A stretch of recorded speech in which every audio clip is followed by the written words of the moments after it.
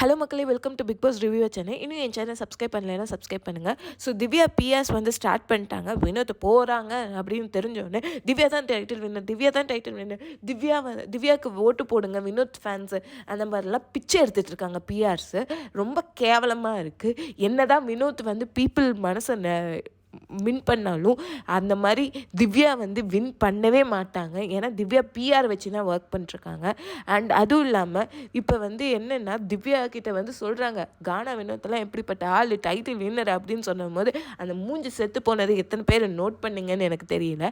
அதுவும் இல்லாமல் போனதுக்கு உடனே வந்து விக்ரம் இப்படி என்னை பேசிட்டாரு அப்படி பேசிட்டாருன்னு ஒரு விக்டிம் கார்டு ப்ளே பண்ணுறீங்களே, எதுக்காக?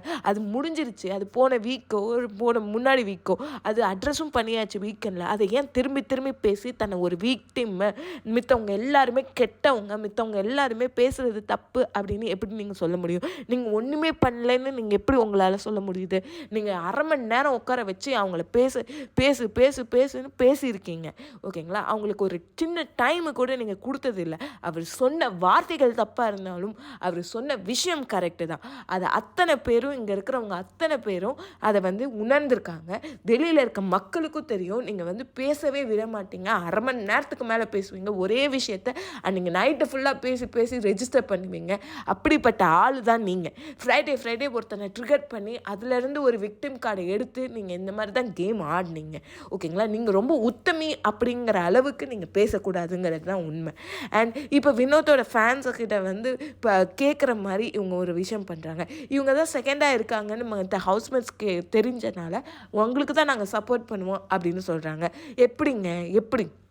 இதை வினோத்துக்கிட்ட நீங்கள் சொல்லவே இல்லையே. அதாவது மெயினாக பிரவீன்ராஜ் இந்த மாதிரி சொன்னதே இல்லை அப்படிங்கிறது தான் உண்மை.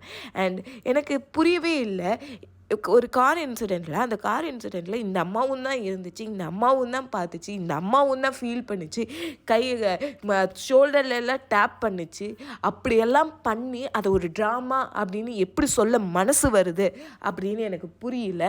ஒரு வார்த்தை அவங்க சொன்னாங்க அப்படிங்கிறதுக்காக அது என்டையராக நீ ஒரு ஃபேக் அலிகேஷன் வைக்கிறியே, நீ ஒரு ஃபேக்காக ஒரு அக்யூசேஷன் வைக்கிறியே, அது மட்டும் கரெக்டா அப்படின்னு எனக்கு கேட்க தோணுது.